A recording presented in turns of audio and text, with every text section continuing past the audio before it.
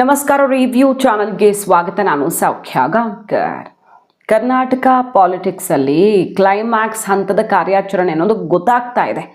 ಆ ಟೀಮು ಈ ಟೀಮು ಎರಡೂ ಕಡೆ ನಡೀತಾ ಇರುವಂತಹ ಚಟುವಟಿಕೆಗಳನ್ನು ನೋಡಿದ್ರೆ ಸ್ಪಷ್ಟವಾಗಿ ಗೊತ್ತಾಗ್ತಿದೆ ಕ್ಲೈಮ್ಯಾಕ್ಸ್ ಹಂತಕ್ಕೆ ಬರ್ತಾ ಇದೆ ಅಂತ. ಈ ಹೊತ್ತಲ್ಲಿ ಸಿದ್ದರಾಮಯ್ಯನವರ ಪರಮಾಪ್ತ ಇಂಥ ಮಾತಾಡಿದ್ಯಾಕೆ? ಡಿ ಕೆ ಶಿವಕುಮಾರ್ ಅವರಿಂದ ಸಿದ್ದರಾಮಯ್ಯನವ್ರಿಗೆ ಭರ್ಜರಿ ಸಂದೇಶ. ಸುರ್ಜೇವಾಲಾ ಅವರಿಂದ ಬಂತು, ಸತೀಶ್ ಜಾರಕಿಹೊಳಿ ಅವರಿಗೆ ಕಾಲ್. ಎಲ್ಲ ಡೀಟೇಲ್ಸ್ ಒನ್ ಬೈ ಒನ್ ನೋಡ್ತಾ ಹೋಗೋಣ. ಮಿಸ್ ಮಾಡಿದ್ರೆ ನಮ್ಮ ಚಾನಲ್ನ ಸಬ್ಸ್ಕ್ರೈಬ್ ಮಾಡಿ, ನಿಮ್ಮ ಅಭಿಪ್ರಾಯ ಕಮೆಂಟ್ ಮಾಡಿ ತಿಳಿಸಿ. ಎಸ್ ವೀಕ್ಷಕರೇ, ಮೊದಲನೇದಾಗಿ ಮಹದೇವಪ್ಪನವರು ದಲಿತ ಸಿ ಎಂ ಅನ್ನುವ ದಾಳ ಉರುಳಿಸಿದಾರಲ್ವಾ? ಏನಂತ 5 ವರ್ಷ ಇವರೇ ಇರ್ತಾರೆ, ಆಮೇಲೆ ದಲಿತ ಸಿ ಎಂ ಬರ್ತಾರೆ ಅಂತೆಲ್ಲ ಹೇಳಿದ್ದಾರೆ. ಅದಕ್ಕೆ ಡಿ ಕೆ ಶಿವಕುಮಾರ್ ಅವರು ನೇರ ಸಿದ್ದು ಬಣಕ್ಕೆ ಯಾವ ರೀತಿ ಠಕ್ಕರ್ ಕೊಟ್ಟಿದ್ದಾರೆ ನೋಡಿ.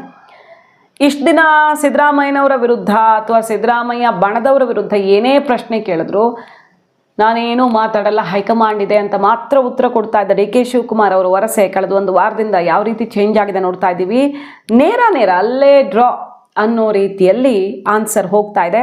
ಮಹದೇವಪ್ಪನವರು ಅವ್ರು ನಮ್ಮ ನ್ಯಾಷನಲ್ ಲೀಡರು, ನಮಸ್ಕಾರ, ಇಲ್ಲಿಂದನೇ ಕಾಲ್ ಮುಗಿತೀನಿ ಅಂತ ಡಿ ಕೆ ಶಿವಕುಮಾರ್ ಅವರು ಖಡಕ್ ಕೌಂಟರ್ ಕೊಟ್ಟಿದ್ದಾರೆ. ಯತೀಂದ್ರ ಸಿದ್ದರಾಮಯ್ಯನವರ ವಿರುದ್ಧ ಟೀಕೆ ಮಾಡಿದ್ದ ಡಿ ಕೆ ಶಿವಕುಮಾರ್ ಈಗ ಮಹದೇವಪ್ಪನವರ ವಿರುದ್ಧ ಕೂಡ ಖಡಕ್ ಆಗಿ ತಿರುಗಿಬಿದ್ದಿದ್ದಾರೆ. ಇವ್ರು ಯಾರು ಹೇಳೋದಿಕ್ಕೆ ಅನ್ನೋ ಮಟ್ಟಿಗೆ ಡಿ ಕೆ ಬ್ರದರ್ಸ್ ಸೆಡ್ಡು ಹೊಡೆದು ನೇರ ಸಂದೇಶಗಳನ್ನು ಕೊಡೋದನ್ನು ನೋಡ್ತಿದ್ದೀವಿ. ನಿನ್ನೆ ಸಿದ್ದರಾಮಯ್ಯನವರು ಇದೇ ಫಸ್ಟ್ ಟೈಮ್ ಅನ್ನೋ ರೀತಿ ಅಚ್ಚರಿಯ ಟ್ವೀಟ್ ಸಂದೇಶ ಕೊಟ್ಟಿದ್ರು. ಒಕ್ಕಲಿಗ ಸಮುದಾಯದಿಂದ ಸಿ ಎಂ ಆಗೋದಿದ್ರೆ, ದೇವೇಗೌಡರ ಫ್ಯಾಮಿಲಿ ಬಿಟ್ಟು ಒಕ್ಕಲಿಗರು ಸಿ ಎಂ ಆಗ್ತಾರೆ ಅನ್ನೋದಿದ್ರೆ ಅದು ಕಾಂಗ್ರೆಸ್ನಿಂದಾನೆ ಅನ್ನುವ ಮೂಲಕ ಒಕ್ಕಲಿಗ ಸಮುದಾಯದ ಸಿ ಎಂ ಬರುವ ಮುನ್ಸೂಚನೆ ಕೊಟ್ರ ಸಿ ಎಂ ಅನ್ನುವ ಒಂದು ಜೋರು ಚರ್ಚೆಗೆ ಕಾರಣ ಆಯಿತು ಸಿದ್ದರಾಮಯ್ಯನವರ ಈ ಅಚ್ಚರಿಯ ನೋಡಿ. ಇದ್ರ ಬಗ್ಗೆ ರಿಯಾಕ್ಟ್ ಮಾಡಿ ಸರ್ ಅಂದರೆ ಡಿ ಕೆ ಶಿವಕುಮಾರ್ ಅವರು ಅದಕ್ಕೆಲ್ಲ ನಾನು ಆನ್ಸರ್ ಮಾಡಲ್ಲ ಅನ್ನೋ ಮೂಲಕ ತಲೆ ಕೆಡಿಸ್ಕೊಳ್ತಿಲ್ಲ. ನಾವು ಯಾರು ಒಂದೊಂದು ದಿನಕ್ಕೆ ಒಂದೊಂದು ಸ್ಟೇಟ್ಮೆಂಟ್ ಚೇಂಜ್ ಮಾಡ್ತಿರೋದ್ರ ಬಗ್ಗೆ, ಬಜೆಟ್ ಮುಗಿಲಿ ಅನ್ನೋ ರೀತಿಯಲ್ಲಿ ಸಂದೇಶ ಡಿ ಕೆ ಬಣದಿಂದ ನೇರವಾಗಿ ಬರ್ತಿದೆ. ಈಗ ನೋಡಿ, ಸತೀಶ್ ಜಾರಕಿಹೊಳಿ ಅವರು ಕೊಟ್ಟಿರೋ ಸ್ಟೇಟ್ಮೆಂಟು, ಆ ಕಡೆ ಬಾಲಕೃಷ್ಣ ಅವರ ಸ್ಟೇಟ್ಮೆಂಟು ಭಾರಿ ಕುತೂಹಲಕ್ಕೆ ಕಾರಣ ಆಗಿದೆ. ಸತೀಶ್ ಜಾರಕಿಹೊಳಿ ಅವರು ನಿನ್ನೆ ಏನು ಹೇಳಿದ್ರು, ಬಜೆಟ್ ಆದಮೇಲೆ ಏನಾಗುತ್ತೋ ಅನ್ನುವಂಥ ಒಂದು ಅಚ್ಚರಿಯ ಹೇಳಿಕೆ ಅವ್ರ ಕಡೆಯಿಂದ ಬಂತು. ನಾವಂತೂ 5 ವರ್ಷ ಸಿದ್ದರಾಮಯ್ಯನವರೇ ಸಿ ಎಂ ಅಂತ ಅಂದ್ಕೊಂಡಿದ್ದೀವಿ, ಗೊತ್ತಿಲ್ಲ ಏನಾಗುತ್ತೆ ಅಂತ. ಬಜೆಟ್ ಆದಮೇಲೆ ಏನಾಗುತ್ತೋ ಏನೋ, ಹೈಕಮಾಂಡ್ ತೀರ್ಮಾನ ಮಾಡಬೇಕು, ಗೊಂದಲಕ್ಕೆ ತೆರೆ ಎಳಿಬೇಕು ಅನ್ನೋ ಮಾತುಗಳನ್ನು ಆಡಿದರು. ಸೊ ಬಜೆಟ್ ಬಳಿಕ ಏನೋ ಒಂದು ದೊಡ್ಡ ಬೆಳವಣಿಗೆ ಆಗೋದಿಕ್ಕಿದೆ ಅನ್ನೋದರ ಸುಳಿವು ಇದು. ಈ ಕಡೆ ಸುರ್ಜೇವಾಲಾ ಅವ್ರ ಕಾಲ್ ಬಂದಿದೆ. ಇವತ್ತು ಕೂಡ ಜಾರಕಿಹೊಳಿ ಅವರು ಇದ್ರ ಬಗ್ಗೆ ಎಲ್ಲ ಸ್ಟೇಟ್ಮೆಂಟ್ಗಳನ್ನು ಕೊಡ್ತಾ ಇದ್ರು. ಸಿ ಎಂ ಕುರ್ಚಿ ವಿಚಾರದಲ್ಲಿ ಅವರು ಮಾತಾಡ್ತಿದ್ದಾಗಲೇ ಸುರ್ಜೇವಾಲಾ ಅವರ ಕಾಲ್ ಬರುತ್ತೆ. ಸತೀಶ್ ಜಾರಕಿಹೊಳಿ ಅವರಿಗೆ ಸುರ್ಜೇವಾಲಾ ಅವ್ರ ಕಾಲ್ ಯಾವುದ್ರ ಬಗ್ಗೆ ಬಂದಿದ್ದು? ಈ ಮೀಟಿಂಗ್ ಬಗ್ಗೆ, ಕಾಂಗ್ರೆಸ್ ಹೈಕಮಾಂಡ್ ಜೊತೆಗಿನ ಮೀಟಿಂಗ್ ಬಗ್ಗೆನೇ ಒಂದು ಕಾಲ್ ಬರುತ್ತೆ. ನಾನು ಇಲ್ಲಿದ್ದೀನಿ, ಕಾರವಾರದಲ್ಲಿದ್ದೀನಿ ಅನ್ನೋದನ್ನು ಹೇಳ್ತಾರೆ, ಮಾಧ್ಯಮಗಳ ಎದುರೇ ಮಾತಾಡ್ತಾರೆ. ಸೊ ಸತೀಶ್ ಜಾರಕಿಹೊಳಿ ಅವರು ಮೊನ್ನೆ ಎಲ್ಲ ಡೆಲ್ಲಿಗೆ ಹೋಗಿ ಬಂದಿದ್ದಾರೆ KPCC ಅಧ್ಯಕ್ಷ ಕುರ್ಚಿಯಲ್ಲಿ. ಡಿ ಕೆ ಶಿವಕುಮಾರ್ ಅವರ ಅವಧಿ 6 ವರ್ಷ ಕಂಪ್ಲೀಟ್ ಆಗುತ್ತೆ, ಹೊಸಬ್ರನ್ನ ಕೂರಿಸ್ಬೇಕು. ಯಾವಾಗ ಕೂರಿಸೋದು? ಸಿ ಎಂ ಕುರ್ಚಿಯಲ್ಲಿ ಡಿ ಕೆ ಕೂತಾಗಲೇ ಅದಾಗೋದು ಬದಲಾವಣೆ ಅಂತೆಲ್ಲ ಭವಿಷ್ಯ ನುಡಿದಿದ್ರು ಡಿ ಕೆ ಕ್ಯಾಂಪ್ ಅವರು. ಅದೇ ರೀತಿ ಈಗ ಸಿ ಎಂ ಕುರ್ಚಿ ಡಿ ಕೆ ಶಿವಕುಮಾರ್ ಅವ್ರಿಗೆ ಸಿಗ್ತಿರೋದೇ ಹೌದಾ ಅನ್ನೋದಕ್ಕೆ KPCC ಅಧ್ಯಕ್ಷ ಕುರ್ಚಿಯ ಬಗ್ಗೆ ಚಟುವಟಿಕೆಗಳು ಜೋರಾಗಿರೋದು ಕೂಡ ಗಮನ ಸೆಳೀತಾ ಇದೆ. ಗೊಂದಲ ನಿವಾರಣೆ, ಬ್ರೇಕ್ ಹಾಕಬೇಕು, ಸಾಕಷ್ಟು ಗೊಂದಲ ಇದೆ, ವಿದೇಶ ಪ್ರವಾಸ, ಇದೆಲ್ಲದ್ರ ಬಗ್ಗೆ ಮಾತಾಡ್ತಿರ್ತಾರೆ. ಸುರ್ಜೇವಾಲಾ ಅವ್ರ ಕಾಲ್ ಬರುತ್ತೆ, ಹೈಕಮಾಂಡ್ ಮೀಟಿಂಗ್ ಬಗ್ಗೆನೇ ಚರ್ಚೆಯಾಗತ್ತೆ.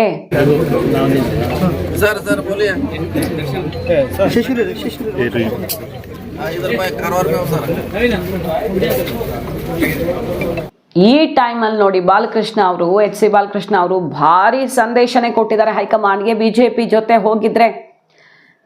ಜೊತೆ ಹೋಗಿದ್ರೆ ಡಿ ಕೆ ಶಿವಕುಮಾರ್ ಅವರು ಏನೇನೋ ಆಗಿರ್ತಿದ್ರು ಅನ್ನೋ ರೀತಿ. ಅಂದರೆ ಈ ಹಿಂದೆನೂ ತನ್ನ ಮನೆಗೆ ಯಾರು ಹುಡುಕೊಂಡು ಬಂದಿದ್ರು ದೊಡ್ಡ ಲೀಡರ್ಸು ಅನ್ನೋದನ್ನು ಓಪನ್ ಆಗಿ ಡಿ ಕೆ ಶಿವಕುಮಾರ್ ಅವರೇ ಹೇಳಿದರು. ತನ್ನ ತ್ಯಾಗ, ತನ್ನ ಕೆಲಸ, ತನಗೆ ಪ್ರತಿಫಲ ಎಲ್ಲ ಮಾತಾಡ್ತಾ ಏನೇನಾಗಿತ್ತು ಅನ್ನೋದನ್ನೆಲ್ಲ ಹೇಳಿದರು ಡಿ ಕೆ ಶಿವಕುಮಾರ್ ಅವರು. ಈಗ ಅವ್ರು ಆಪ್ತರು ಅದನ್ನು ನೆನಪಿಸ್ತಿದ್ದಾರೆ.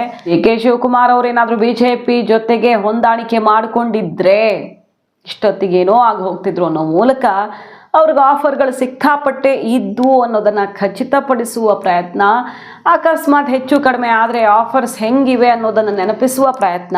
ಎಂತೆಂಥ ಆಫರ್ಸ್ ಬಂದರೂ ಡಿ ಕೆ ಶಿವಕುಮಾರ್ ಕಾಂಗ್ರೆಸ್ ಕಟ್ಟಾಳುವಾಗಿ ಉಳ್ಕೊಳ್ತಾರೆ. ಹಾಗಾಗಿ ಅವ್ರಿಗೊಂದು ಅವಕಾಶ ಮಾಡಿಕೊಡ್ಲೇಬೇಕು ಅನ್ನುವಂಥ ಹಕ್ಕೊತ್ತಾಯ ಮಾಡಿದ ಡಿ ಕೆ ಪರಮಾಪ್ತರು ಈಗ ಇದು ಕುತೂಹಲಕ್ಕೆ ಕಾರಣ ಆಗಿದೆ. ಜೈಲಿಗೆ ಹೋಗಿದ್ದಾರೆ. ಅವರು ಬೇರೆ ಲೀಡರ್ಗಳಂಗೆ ರಾಜಿ ಮಾಡ್ಕೊಂಡಿದ್ರೆ ಬಿಜೆಪಿ ಅವ್ರ ಜೊತೆ, ಇವತ್ತು ಬಿಜೆಪಿನಲ್ಲಿ ಅವ್ರು ಏನಾಗ್ತಿದ್ರು ಗೊತ್ತಿಲ್ಲ. ಆದರೆ ಅವ್ರು ರಾಜಿ ಮಾಡ್ಕೊಳಕ್ಕೆ ಹೋಗಲಿಲ್ಲ. ನಾನು ಹುಟ್ಟಿರ್ತಕ್ಕಂಥದ್ದು ಕಾಂಗ್ರೆಸ್ನಲ್ಲೇ, ಬೆಳೀತಾ ಇರ್ತಕ್ಕಂಥದ್ದು ಕಾಂಗ್ರೆಸ್ನಲ್ಲೇ ಅಂತೇಳಿ ಅವ್ರು ಒಂದ್ಸರಿ ಇಂಡಿಪೆಂಡೆಂಟ್ ಆಗಿದ್ರು. ಗೊತ್ತಿರಬೇಕು, 94ರಲ್ಲಿ ಇಂಡಿಪೆಂಡೆಂಟ್ ಆಗಿದ್ದಾಗ ಜನತಾದಳ ಸರ್ಕಾರ ಬಂತು. ಅವತ್ತು ಶಿವರಾಮೇಗೌಡರು ಯಾರು ಇಂಡಿಪೆಂಡೆಂಟ್ ಆಗಿ ಗೆದ್ದಿದ್ರು, ಅವರೆಲ್ಲ ಹೋಗಿ ದಳ ಸೇರಿಕೊಂಡ್ರು. ಆದರೆ ಇವರು ಯಾವುದೇ ಕಾರಣಕ್ಕೂ ಅವತ್ತು ಜನತಾದಳ ಸೇರಲಿಲ್ಲ. ನಾನು ಹುಟ್ಟು ಕಾಂಗ್ರೆಸ್ಸಿಗ, ನಾನು ಕಾಂಗ್ರೆಸ್ನಲ್ಲೇ ಇರ್ತೀನಿ ಅಂತಕ್ಕಂಥದ್ದನ್ನು ಮಾಡಿ, ಮತ್ತು ಹಲವಾರು ಸಂದರ್ಭದಲ್ಲಿ ಅವರು ಈ ಗುಜರಾತ್ ರಾಜ್ಯಸಭಾ ಚುನಾವಣೆಯಲ್ಲಿ ಇನ್ವಾಲ್ವ್ ಆದರು ಅಂತ ಅವ್ರನ್ನ ಜೈಲಿಗೂ ಕೂಡ ಕಳಿಸ್ತಕ್ಕಂಥ ಕೆಲಸ ಆಯಿತು. ಇಷ್ಟೆಲ್ಲ ಆದರೂ ಅವ್ರು ಯಾವುದಕ್ಕೂ ಜಗದೆ ಕಾಂಗ್ರೆಸ್ನಲ್ಲಿ ಅವರೇ. ಅದಕ್ಕೆ ನಾವು ಹೈಕಮಾಂಡ್ನ ಮನವಿ ಮಾಡ್ತೀವಿ, ನಮ್ಮ ನಾಯಕರಿಗೂ ಒಂದ್ಸರಿ ಅವಕಾಶ ಮಾಡಿಕೊಡಿ ಅಂತೇಳಿ. ಅವರು ನಮ್ಮ ನ್ಯಾಷನಲ್ ಲೀಡ್ರು, ಇಲ್ಲಿಂದನೇ ಅವ್ರಿಗೆ ನಮಸ್ಕಾರ. ಅವರು ನಮ್ಮ ನ್ಯಾಷನಲ್ ಲೀಡ್ರು, ಇಲ್ಲಿಂದನೇ ಅವ್ರಿಗೆ ನಮಸ್ಕಾರ. ಸಿದ್ದರಾಮಯ್ಯನವರು ಕಾಂಗ್ರೆಸ್ ಇಂದ ಒಕ್ಕಲಿಗರಿಗೆ ಮಾತ್ರ ಸಿಎಂ ಆಗಲಿಕ್ಕೆ ಸಾಧ್ಯ ಅನ್ನೋ ಒಂದು ಮಾತು ಹೇಳಿರುವಂತಿರ್ತಾರೆ. ಅದು ಸೂಕ್ಷ್ಮ ಸಮಯದಲ್ಲಿ ಸೂಕ್ತ ನಿರ್ಧಾರ ಮಾಡ್ತಾರೆ. ಈಗಂತ ಮುಖ್ಯಮಂತ್ರಿಗಳು ಇದ್ದಾರೆ, ಸೊ ಈಗ ಬದಲಾವಣೆ ಪ್ರಶ್ನೆ ನಮ್ಮ ಹಂತದಲ್ಲಿ ಇಲ್ವೇ ಇಲ್ಲ. ಈ ಎಲ್ಲ ಡೆವಲಪ್ಮೆಂಟ್ಸು ನೇರ ಸಂದೇಶ, ಸಮಯ ಬಂದಿದೆ ಅನ್ನೋ ಸಂದೇಶ ಕೊಟ್ಟಿರೋ ಹೊತ್ತಲ್ಲಿ ರಾಷ್ಟ್ರೀಯ ಸುದ್ದಿವಾಹಿನಿಯಲ್ಲಿ ಕೂತು ನಿರ್ಧಾರ ಆಗಿದೆ, ಸಿದ್ದರಾಮಯ್ಯನವರೇ ಪ್ರಕಟಿಸಲಿದ್ದಾರೆ ಅನ್ನುವಂಥ ಬಿಗ್ ಸ್ಟೇಟ್ಮೆಂಟು ಆಯಿತು. ಈಗ ಕೆಪಿಸಿಸಿಯಿಂದ ನೋಡಿ, ಅಧಿಕೃತ ಕೆಪಿಸಿಸಿ ಖಾತೆಯಿಂದ ಜನನಾಯಕ ಡಿ ಕೆ ಶಿವಕುಮಾರ್ ಅಂತ video, trailer, photos, buildup images ಎಲ್ಲ ಔಟ್ ಆಗಿದೆ.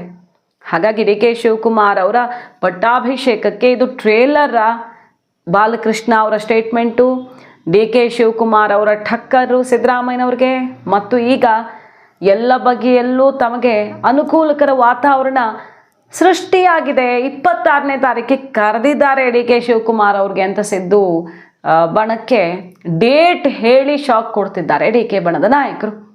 ಕಾದ್ ನೋಡಬೇಕು, ಒಟ್ಟಿನಲ್ಲಿ ಕ್ಲೈಮ್ಯಾಕ್ಸ್ ಹಂತಕ್ಕೆ ಹತ್ರ ಬರ್ತಿದೆ ಅನ್ನೋದಂತೂ ಸ್ಪಷ್ಟವಾಗಿ ಕಾಣಿಸ್ತಿದೆ. ಸಿದ್ದರಾಮಯ್ಯನವರ ನಾನು ಕುರಿ ಕಾಯೋನು ಸಿಎಂ ಆಗೋದು ಈ ಸ್ಟೇಟ್ಮೆಂಟ್ಗೆಲ್ಲ ಸರಿಯಾದ ತೀಕ್ಷ್ಣವಾದ ಪ್ರತಿಕ್ರಿಯೆ ಡಿ ಕೆ ಬಣದಿಂದ ಬಂದಿದೆ.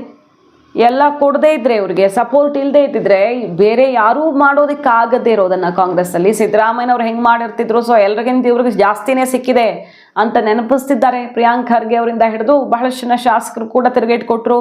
ಸೊ ಸಿದ್ದರಾಮಯ್ಯನವರು ಈಗ ಹೈಕಮಾಂಡ್ಗೆ ಕೊಟ್ಟ ಮಾತನ್ನು ನೆನಪಿಸ್ಕೊಳ್ಳೋ ಅನಿವಾರ್ಯತೆ, ಆ ಒತ್ತಡವನ್ನು ಸೃಷ್ಟಿಸ್ತಿರುವಂಥ ಡಿ ಕೆ ಬಣ ಎಲ್ಲ ಬಗೆಯ ಅಸ್ತ್ರಗಳನ್ನು ತೆಗೆದಿದೆ. ನಮಗೇನು ದಾರಿ ಇದೆ ಅನ್ನೋ ತನಕ ಈಗ ಸಿದ್ದರಾಮಯ್ಯನವ್ರ ಧ್ವನಿ ಟೋನ್ ಎಲ್ಲ ಸ್ವಲ್ಪ ಚೇಂಜ್ ಆಗಿದೆ. ಅದು ಯಾವ ಕಾರಣಕ್ಕೆ ನೋಡಬೇಕು, ಬಜೆಟ್ ಆದಮೇಲೆ ಅದು ಏನಾಗತ್ತೋ ಅನ್ನುವ ತನಕ ಸಿದ್ದು ಬಣದಲ್ಲಿಯೇ ಟೆನ್ಷನ್ ಆವರಿಸ್ಕೊಂಡಿರೋದು. ಮಾಹಿತಿ ಇಷ್ಟ ಆಗಿದ್ರೆ ಮಿಸ್ ಮಾಡದೆ ನಮ್ಮ ಚಾನಲ್ನ ಸಬ್ಸ್ಕ್ರೈಬ್ ಮಾಡಿ, ನಿಮ್ಮ ಅಭಿಪ್ರಾಯ ಕಮೆಂಟ್ ಮಾಡಿ ತಿಳಿಸಿ. Thank you.